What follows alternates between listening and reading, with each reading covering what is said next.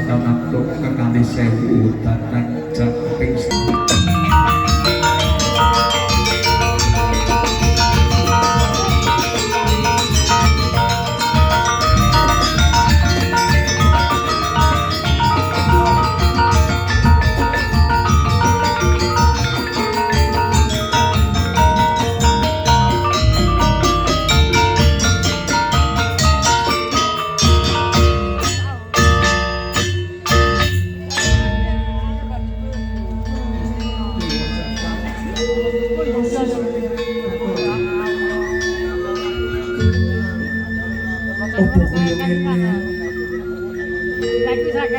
susah wong ora duwe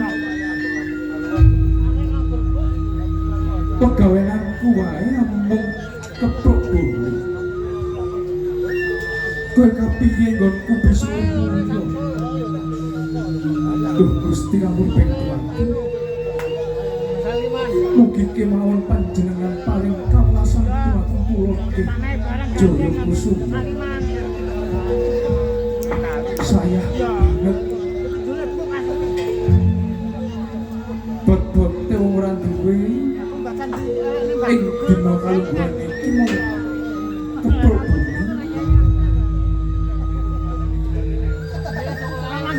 bumi kewajiban ora ing saktere ngono ya tendak bencut ki nggonku keprok bumi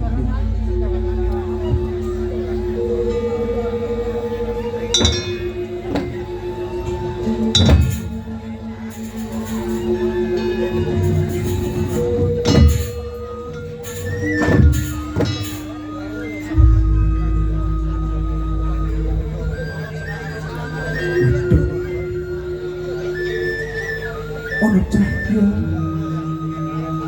lawan cangkok iki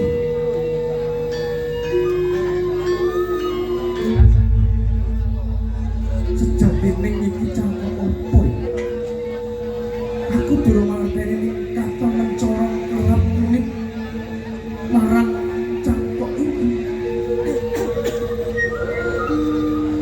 opo iki mertandake nggonku bisa urip mulya tuwa pitakon sajroning atiku janjane iki cangkok opo wis bakal gak suarake kawan Bapak Sukmajati Bapak kula Jaya Kusuma langsung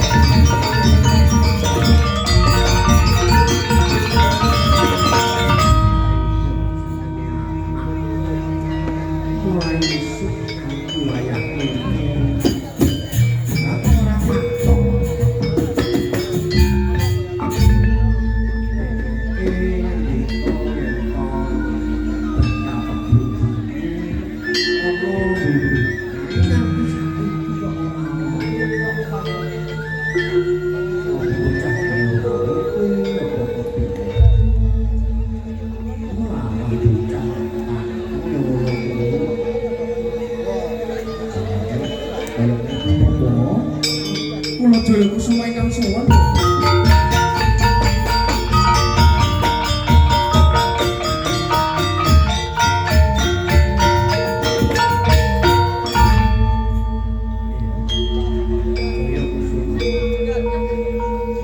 kasinggihan kula dawuh Bapak. Wiwit esuk nganti wayah ini kowe apa Pangapunten kang sewu Bapak. Kula menika wonten ing wingking keblok bumi. Nanging kula menika sampun Bapak. Napa nggih kados mekaten kula nika bocah ora duwe bocah larat lho Bapak. Kula kepengin gesang mulya. Jaya Gusti. Injil Garis tulisin kodrat lima. Wis ana pawongan dhewe. Nanging yen kabeh kuwi mau wis ana manungsa Jawa andhake garis kodrat. Kudune manungsa kuwi wae ngupati yen to kodrat kudu dilatih. Tegese kodrate loanae matane tuwa yen to wis tuwa wis seluruh nanging yen to manungsa butuhake luwih loanae dituntut sadurunge mateng dirdi kuwi tegese wiratah. Kabeh kuwi mau manungsa tidak ojo manungsa pikiran sing Injil kula sampun tanggep saswita dawuhipun panjenengan lho Bapak. Nanging sejatosipun kula menika wonten wigatos dhumateng panjenengan. ana kali kabeh. Injil Gawe ganti ngopo? Kita mau menika lho nggih kula bumi wonten ing alas kula menika pikantuk cangkok niki lho Bapak. Kula boten mangertosi cangkok punika napa. Bot napa paidahipun.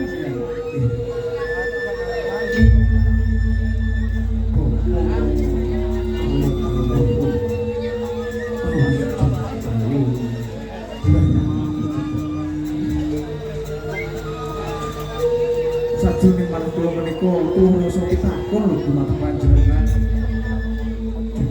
Wasih sama iki jenenge cangkok ijo yo. Cangkok ijo mulya. Jaya Gusti Injil cangkok ijo yo bisa ditampa marang pawongan sing asmaine. Nang semua kok Aduh, menika kasengatanipun boten cangkok biasa ngoten lho. cangkok iki paling sok sapa wae sing condhong cangkok ijo yo. Ing besok kuwi bakal nemoni marang kanugrahane urip. Saestu menika Bapak. Gusti kang murpeng dumadi kula ngaturaken matur sembah nuwun panjenengan sampun paring nugraha kaliyan kula Gusti. Jaya Gusti. Cangkok ijo yo tuwa bakal sawijining marang Wis tak sekedhap.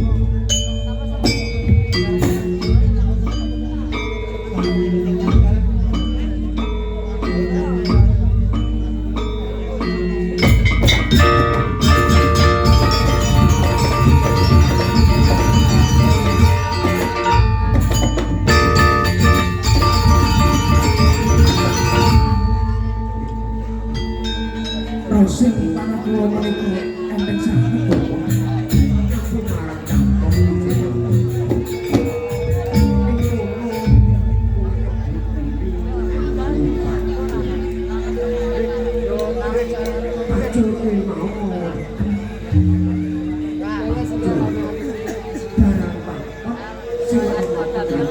dengan tujuh tegesi satu rumah jangan kita sempurna seperti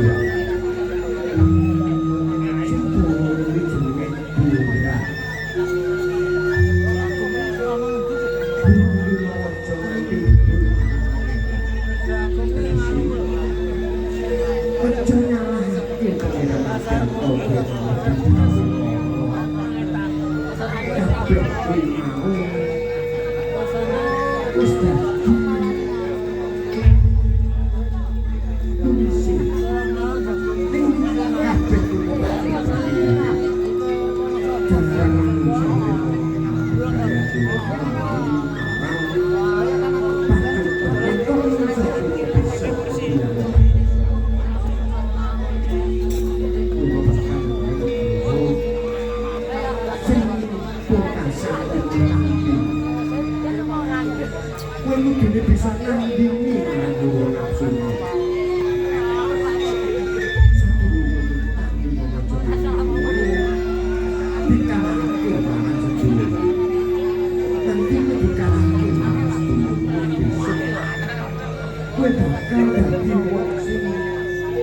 ora bisa mentok ati-ati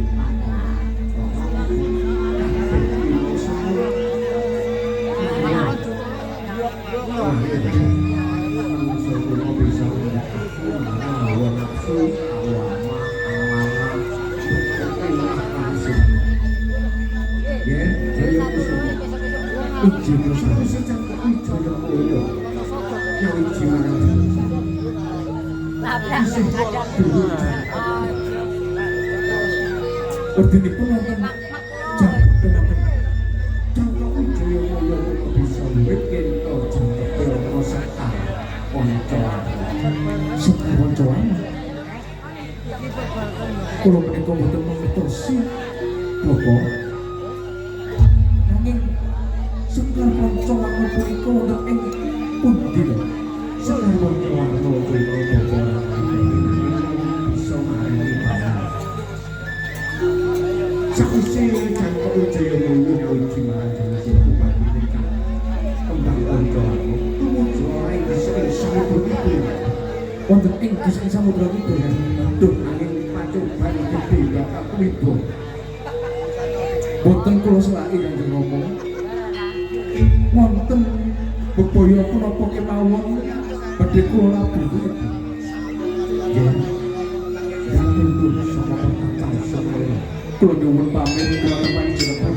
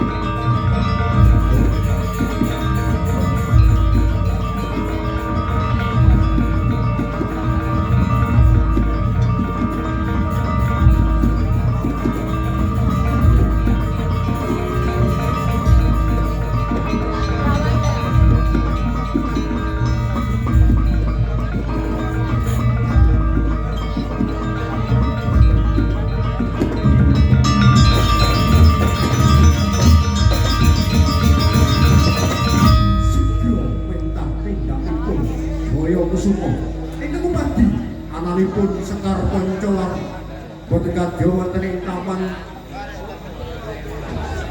para putri sami leledang wonten ing bandolan Jaya Rasutra yen kinandra pindhanipun aja dipleroki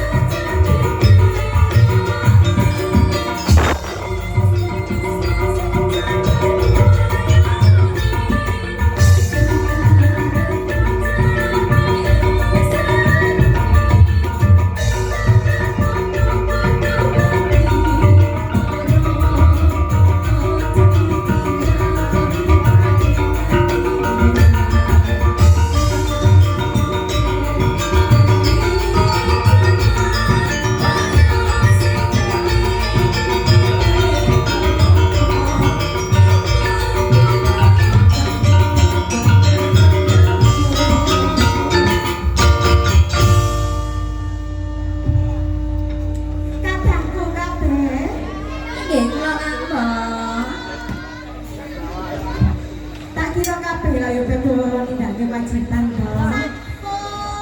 Nah, sareng awake dhewe saiki nang papan kuwi kudu awake dhewe seneng-seneng diajar. Lah yo. Bene, mungkin iki rumah suruh yang ngono lho diajar. Inggih monggo nganggo. Ora usah selak kesuwen ing dalu wiwitono. Monggo.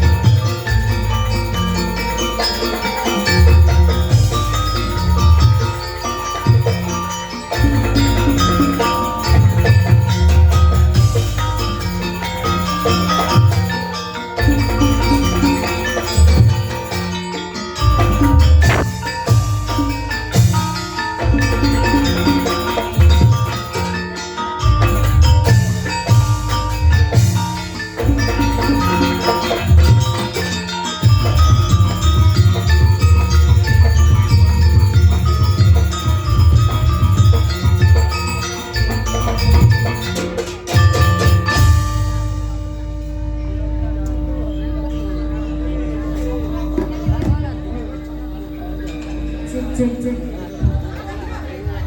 Minangkani mawon bendane Bu Sriani ngawonten Hongkong lungkat Mas. Lungkat.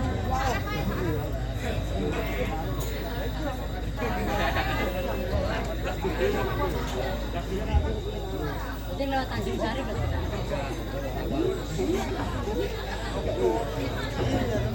Spesial kangge Mbak Eka, Mbak Aulia, Mama Sari Manis, Mama Sari Gede.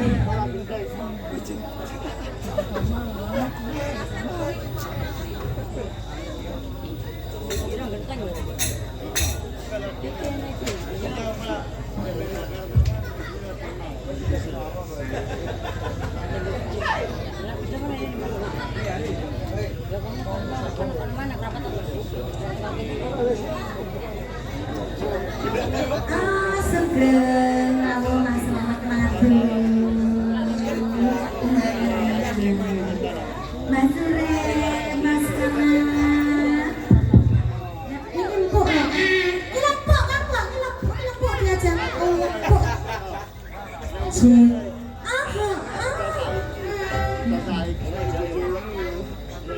Kamu mati le. Strawberry, mangga, nanas. Sorry nggak panas. Strawberry, mangga, nanas. Sorry nggak level. Ya mas ketemu mas.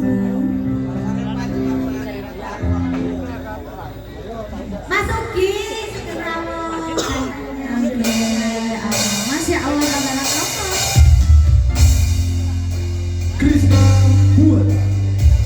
Jaminnya sayang ya Bu Sriani, semoga acara rezekinya sehat selalu.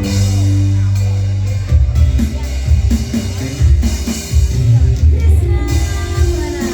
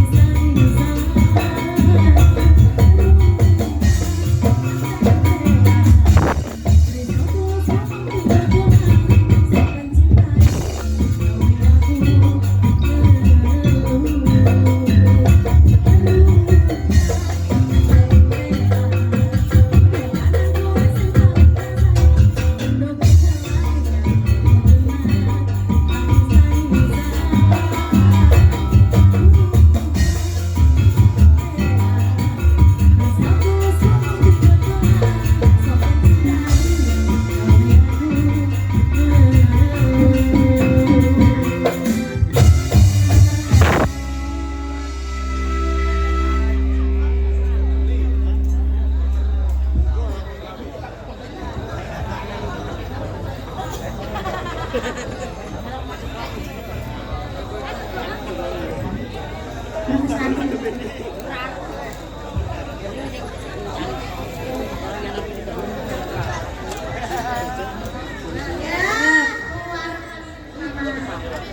manis ini. Enakan Imam Mulu dan Imam Sari manis ini kroso enak mas. Spesial itu Pak Joko Bromo. Rasanya sudah berani. Doaul, Mbak Eka, Mbak Linda, Pak Suri, masing-masing ada di.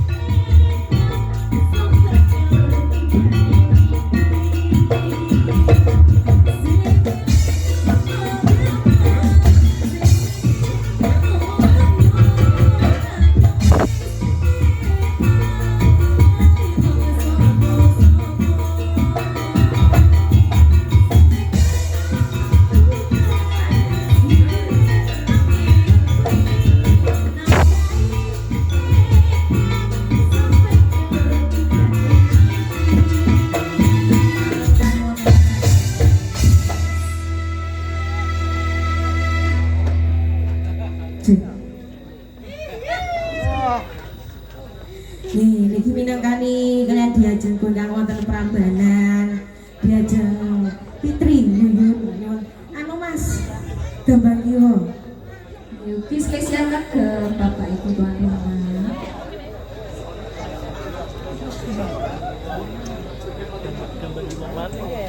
Gambar di mana mau? Oh jadi.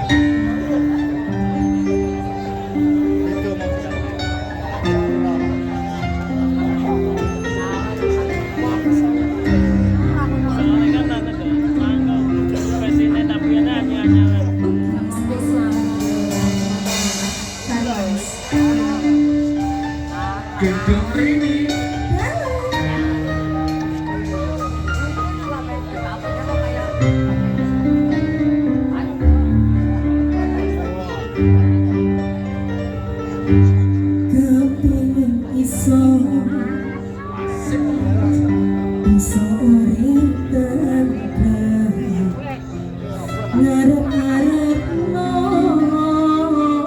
bisa urip senang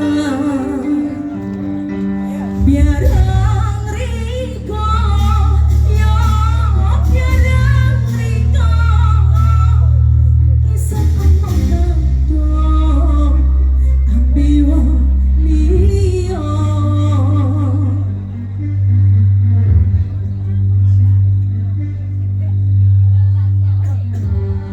wes berito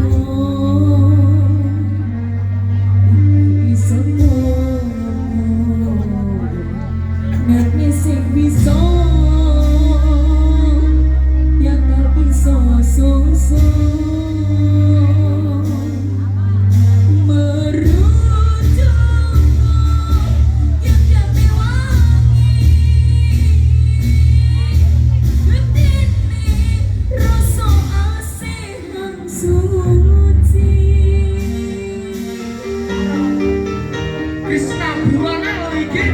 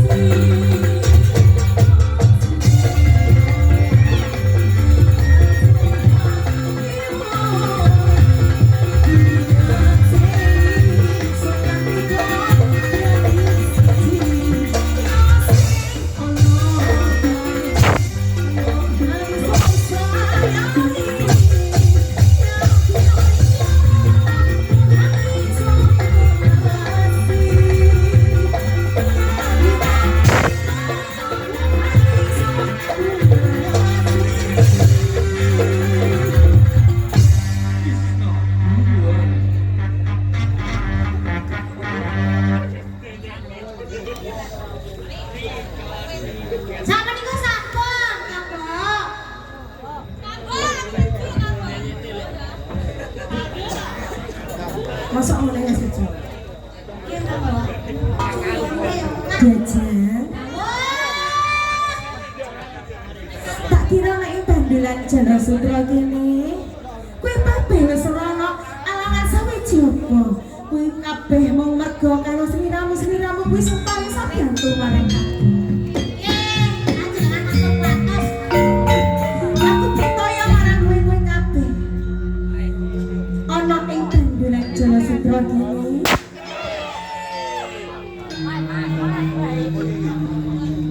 Tansah tentrem ayem ora ana alangan sawiji apa wae. Ning sing tak jaluk marang kowe kabeh. Aja sampe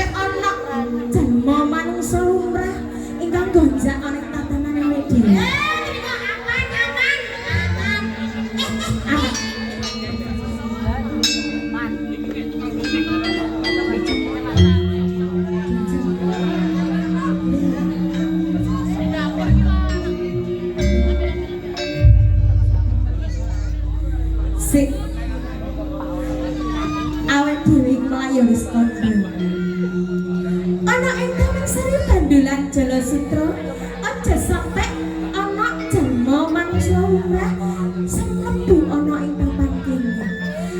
Ning sing tak rasake iki jalma manungsa lumrah bagus. Nanging kadang menika boten semerep banget. Saiki ngene wae. Ana ing papan kene Bandulan Jalasutra. Aku lak yo ra ndek sisihan. Nggih. Kudu ya mbek aku to. Kowe ra meri to? Nggih. Kowe kabeh lak yo ra meri. Nggih. Kuwi tenan. Nggih. Nggih sakjane nggih. Sakjane nggih sakjane. Saiki bakal tak turun. Jajane iki jalma manungsa lemah tekan ndi iki diajar. Wong bagus. Ijen kula iki sinten Pak? Aku ya kuwi jenenge Dewi Serang. Sing mapan ana ing Bandulan Jalasutra. Kanjeng Ratu Serang. Ijen. Jor, kowe kok bisa mlebu ana ing Taman Sari Bandulan Jalasutra? Jane kowe sapa? Kula Jaya Kusuma saking Pertapan Sukma Jaya Kusuma saka Pertapan Sukma Ilang. Ning aku mau kepengin ngerteni jane kowe ana apa kok bisa mlebu ning Bandulan Jalasutra? Kula menika namung kumandi kahanane Sekar Pancawarna. Sekar Pancawarna. Kowe ora luput yen to temeka ana ing papan kene ya kuwi Bandulan Jalasutra. Sekar Pancawarna kuwi agemanku. Tindih praja ana ing Taman Sari Bandulan Jalasutra. Pindhih Praja Bandulan Jalasutra. Nanging napa kula dikeparengake nyuwun Sekar Pancawarna. Yen to kowe kepengin Sekar Pancawarna kuwi ora gampang. Ora kabeh jalma manungsa lumrah bisa duweni kembang Pancawarna. Mung jalma manungsa lumrah sing duwe bebodhen luhur kang becik, ya kowe kang resik atine. Ning yen to kowe kepengin duweni Sekar Pancawarna, mung siji sarate Jaya Kusuma. Kula Yen to kowe kepengin duweni kembang Pancawarna, kudu bisa ngimbangi tresnaku. ngimbangi katresnan panjenengan. Bisa kowe. Yen to kowe bisa ngimbangi katresnanku, ora esuk ora sore Sekar Pancawarna bakal tak lengke marang sliramu. Ngimbangi katresnan panjenengan. Duh, kula menika ilmu bocah desa lho Kanjeng Ratu. Aku ora mawas kowe bocah saka ngendi. Sing tak jaluk marang sliramu mung bisa ngimbangi tresnaku. Yen to kowe ora bisa ngimbangi tresnaku, kowe becik kowe bali wae Jaya Kusuma.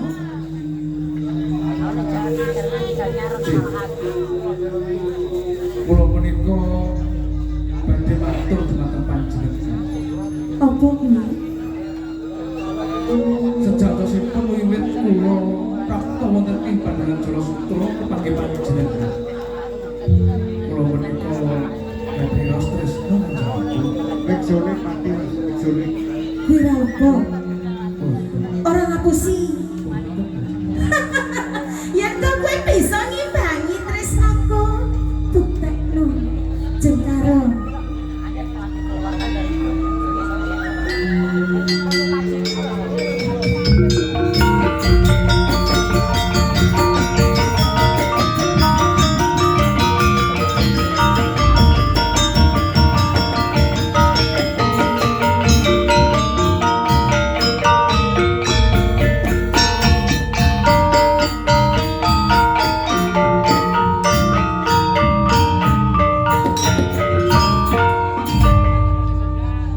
apa to? Boten, Kowe ra kuwi to? boten, Kowe tresno marang aku? ijin kula tresno. Kang Mas Jaya Kusuma. Ijin Wong bagus. Kondo to yen to panjenengan menika tresno kalian kula. saestu kula tresno kelawan panjenenganipun. Kuwi tenan. Yen to kaya mangkono panjenengan lenggah sawentawis, kula pandhetaken unjukan rumiyin. Mestine lah panjenengan saya to. Monggo-monggo panjenengan lenggah rumiyin Kang Mas Jaya Kusuma. Ya, kamu teng ngriki lho. Monggo. Lah mboten napa-napa. Panjenengan nggih calon garwa kula. Nah, Lenggah mriki lho. Lenggah nggih. monggo to Kang Mas. Monggo. Wis Mbok, sampean ndang. Sawetawis panjenengan ratos rumiyin nggih Kang Mas. Diajeng dicoba sing tenanan lho ya. Aja sampe ana suwayane lho. Kita kok ngambok. Joshua ya Kang Mbok. Pangapunten nggih. Kula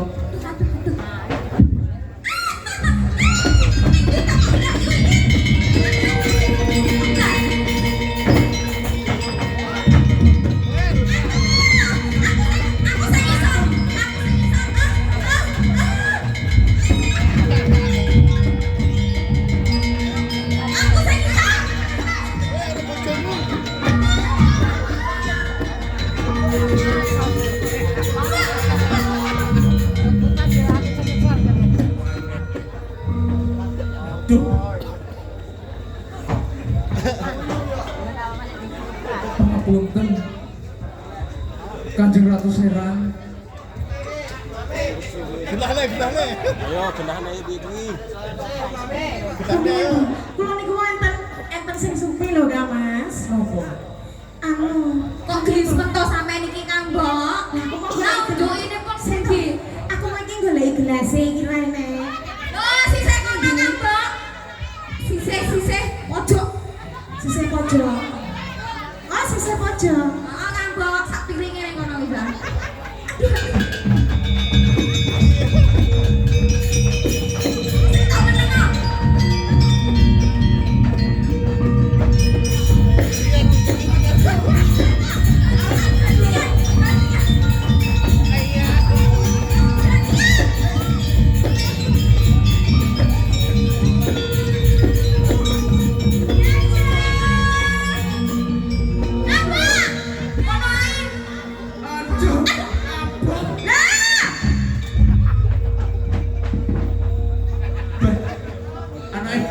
Anak buah sampean kok koyo ngene to Kanjeng Ratu?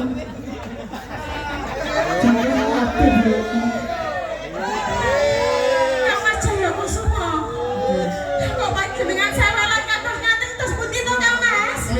Peminjak Mboten Aja. Sik to. Mboten niku wau kan. Rada kurang. Anu niku aku lho benakne seweke. Kang Mbok. Iki tenan. Nggih, ya wis tondo. Aja sampe ana lupute. Mboten niku sewek-sewelan kula benakaken. Kuwi tenan.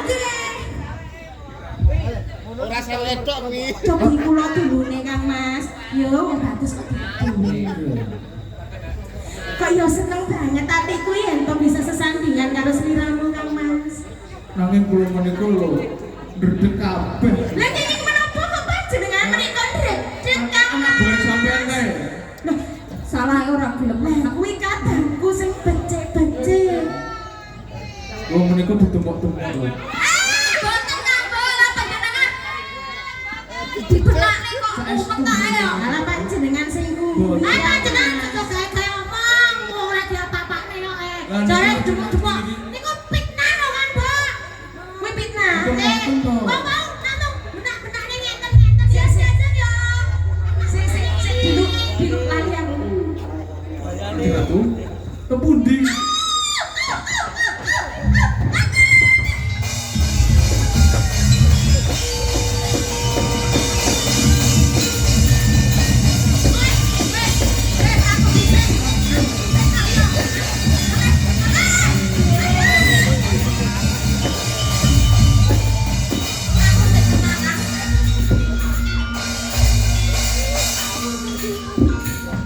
Kang Mas Jaya Kusuma. Lah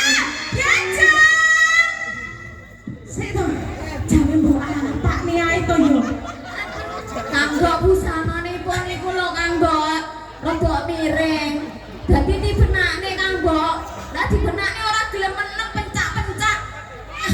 Kanggo iki lek ilat-ilatku sampe udil-udil lho. Ngapusi. Ora nek kok ngapusi. Sapa kok ngapusi mau? Ayo, rene, kawan lho. Ngawur. Kawan lho rene. Ben aku. Boten kanggo niku wau. Rodok kurang anu kuwi mau. Aja kasar-kasar to Ki. Ki calon bojoku ya calone Kang Mas. Nggih. Mbok ngapusi, Aku kok mesakne karo sampean to Kang Mas. Nggih. Wong menika ditindih-tindih lho. Kok iso ngomong ditindih? Jangan meneh. Mbok becek, Mbok. Aduh ya Allah, gantengnya.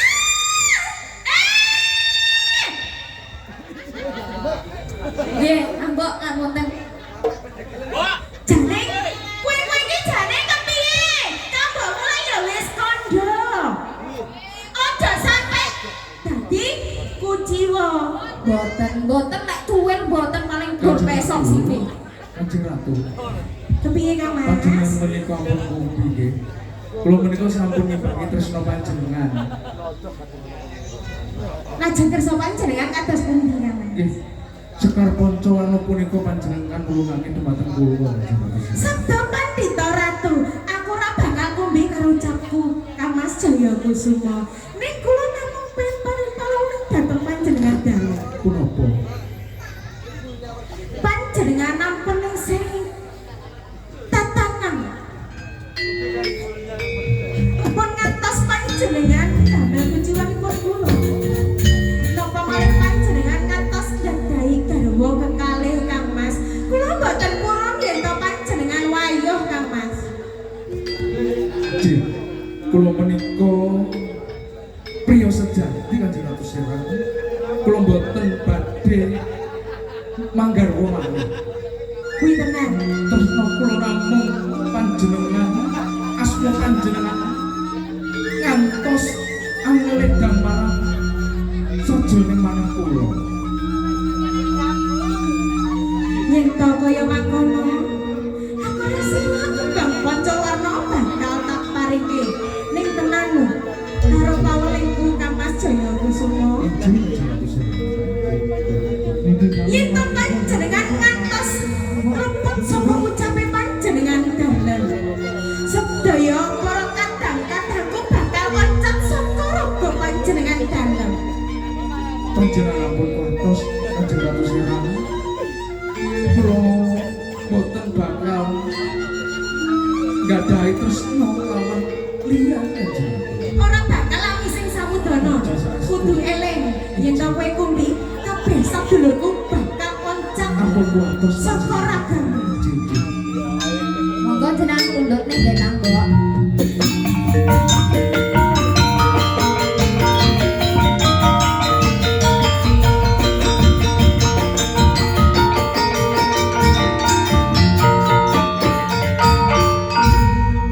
Panjenengan Mas padhake Kang Mas.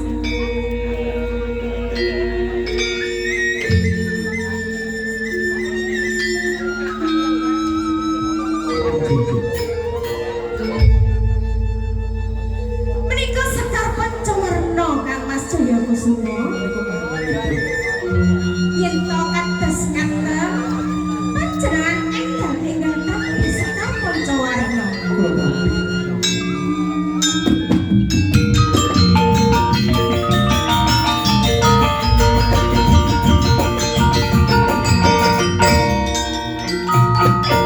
Kados pundi Kang Mas? Yen to kula dulu pawujudanipun Sekar Panca Warna.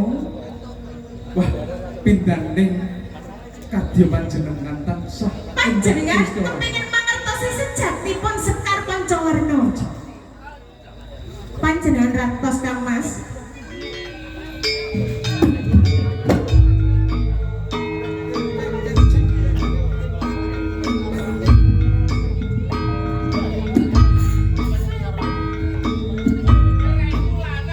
Ayang kadangku kabeh ing Jawi Witono. Lemah buana ing ragane Jaya Kusuma.